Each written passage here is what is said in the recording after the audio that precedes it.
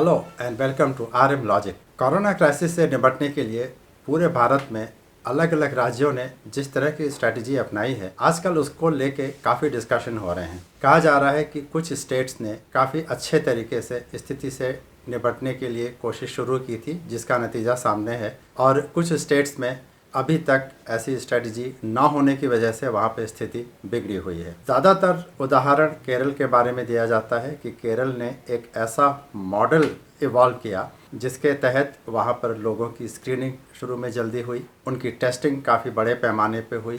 Hospital care अच्छी तरह से किया गया, जिसकी वजह से वहाँ पे इन्फेक्शन की रेट ऑफ ग्रोथ काफ़ी कंट्रोल में रही। और आज हालांकि वहाँ पे एक दूसरी वे ऑफ इन्फेक्शन की बात की जा रही है, लेकिन फिर भी अधिकतर राज्यों की तुलना में केरल की परिस्थिति बेहतर है। इसी तरह से राजस्थान में एक कोटा मॉडल की बात होती है कि कोटा में शुरू में अचानक एक बहुत बड़ी संख्या में इन्फेक्शंस पाए गए थे, लेकिन अच्छी तरह से रिस्ट्रिक्शंस लगाने के बाद, उनको एनफोर्स करने के बाद वहाँ पर भी स्थिति में काबू पाया गया। इसी तरह से उत्तर प्रदेश की बात भी की जाती है कि वहाँ लॉकडाउन के प्रतिबंधों को अच्छी तरह से लागू किया गया, कड़ाई से लागू किया गया, जिसकी वजह से वहाँ पर भी इन्फेक्शन की ग्रोथ काफ़ी कंट्रोल में रही और वहाँ की जो स्टैटिस्टिक्स है वो कई राज्यों की तुलना में बेहतर है। ऐसा कहा जा रहा है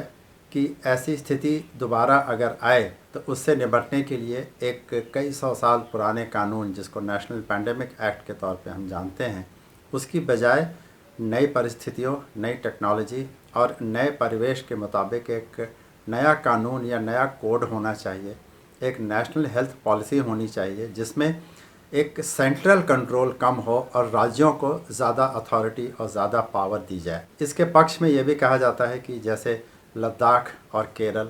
नागालैंड और गुजरात, बंगाल और तमिलनाडु जैसे राज्यों के बीच में कोई विशेष समानता नहीं है। भौगोलिक परिस्थितियाँ फ़र्क हैं, पॉपुलेशन फ़र्क है, क्लाइमेट फ़र्क है। इस वजह से एक ही कानून सब राज्यों में लागू करना बहुत अधिक लाभकारी या उचित नहीं लगता। ये भी कहा जाता है कि इस तरह की परिस्थिति से निपटने के लिए एक सेंट्रलाइज्ड एक्शन या एक केंद्रीकृत इस तरह का काम किया जाता है कि केंद्र ही ये अनाउंस करे कि लॉकडाउन कब और कैसे होगा, जोन किस तरह के बनेंगे, किस तरह के प्रतिबंध होंगे, रेलवेज़ और एयरवेज़ के ऊपर कंट्रोल भी केंद्र का ही रहेगा और रहा ही है। तो ऐसे में राज्यों को वो एक लीवे नहीं मिल पाता, वो एक काम करने की छूट नहीं मिल पाती। यहाँ पे ये याद रखना ज़रूरी है कि अगर राज्यों ने बेहतर किया है तो वो वहाँ की जो स्टेट की लीडरशिप है उसकी वजह से बेहतर किया है, ना कि केंद्र के कानून के होने की वजह से या स्टेट की कानून के ना होने की वजह से। जिन जगहों पर भी स्थिति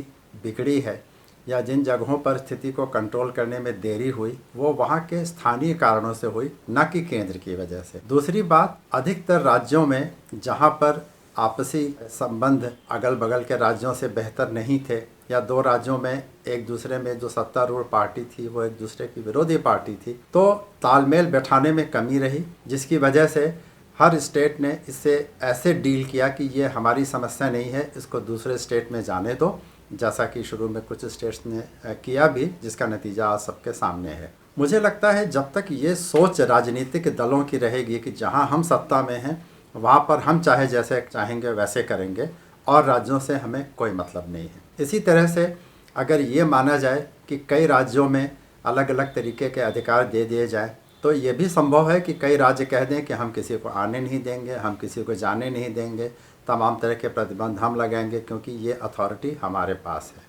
केंद्रीय स्ट्रक्चर और केंद्रीय अथॉरिटी होने से कम ये लाभ होता है कि पूरे देश में इसका स्प्रेड रोकने में एक सेंट्रल अथॉरिटी की तरह से निर्णय लिए जा सकते हैं। और इस तरह की बीमारी अगर भविष्य में भी फैलती है, और इस बार भी जो फैली,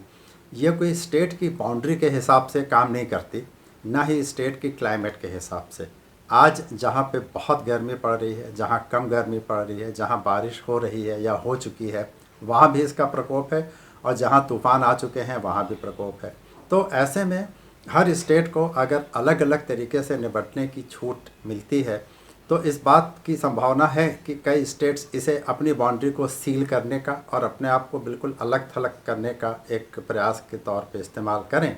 और ऐसे में जिस फेडरल स्ट्रक्चर और जिस संघीय ढांचे के बारे में बात हो रही है कि बहुत ज़्यादा सेंट्रल कंट्रोल और केंद्रीय कंट्रोल होने की वजह से हमारा फेडरल स्ट्रक्चर प्रभावित हो रहा है, तो वैसी स्थिति में उस संघीय ढांचे के ऊपर तो उल्टा ही असर पड़ेगा। मुझे लगता है कि एक एकीकृत कानून नए तरीके से लाने के बजाय राजनीतिक दलों को और बड़े राजनीतिक दलों के जो लीडरशिप में जो लोग हैं उनको ये बात देखनी होगी कि वो कम से कम कुछ मौके तो ऐसे रखें जिन मौक़ों पर वो राजनीतिक प्लस पॉइंट्स स्कोर करना, राजनीतिक लाभ हानि देखना, आरोप प्रत्यारोप देखना, इन सब से बचें। हमारे सामने अमेरिका का भी एग्जाम्पल है जहाँ पर फेडरल पावर्स और फेडरल स्ट्रक्चर का जो वर्तमान स्थिति है उसके हिसाब से कई राज्यों ने बिल्कुल स्पष्ट मना कर दिया कि वो लॉकडाउन करेंगे ही नहीं, या जिस तरह की छूट पूरे देश में अन्य जगहों पे लगाई गई, कई राज्यों ने कहा कि वो इस तरह की छूट को बिल्कुल नहीं लगाएंगे। और यही नहीं, कई तरह की प्रतिबंधों के खिलाफ तो वहाँ पे कोर्ट में केसेस भी फाइल हो चुके हैं। तो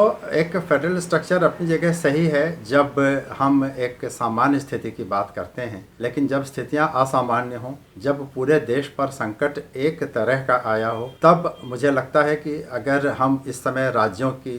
पावर्स की, राज्यों की शक्तियों को अलग करने की और राज्यों को अलग अलग तरीके से डील करने की बात करेंगे, तो निश्चित तौर पर कुछ राज्य इसमें वो सब कुछ करना चाहेंगे जो उनके लिए राजनीतिक तौर पर फेवरेबल है, और ये मैं समझता हूँ देश की पूरी एग्जिस्टेंस के लिए खतरा है। संघीय स्ट्रक्चर की बात तो हम बाद में करेंगे, लेकिन ऐसे में मुझे लगता है कि देश को एक यूनिफाइड तरीके से बचा के रखना ज़्यादा ज़रूरी है। स्टेट्स की पावर्स, स्टेट्स की अपनी अथॉरिटी सामान्य परिस्थितियों में बिल्कुल होनी चाहिए, उनके पास अपने अपने अधिकार होने चाहिए, लेकिन एक संकट की घड़ी में और एक नेशनल क्राइसिस के मौक़ों पर मुझे लगता है कि सभी स्टेट्स को एक तरह से सोचना चाहिए, क्योंकि ये संकट राज्यों के लिए अलग अलग नहीं है, पूरे देश के लिए एक ही है।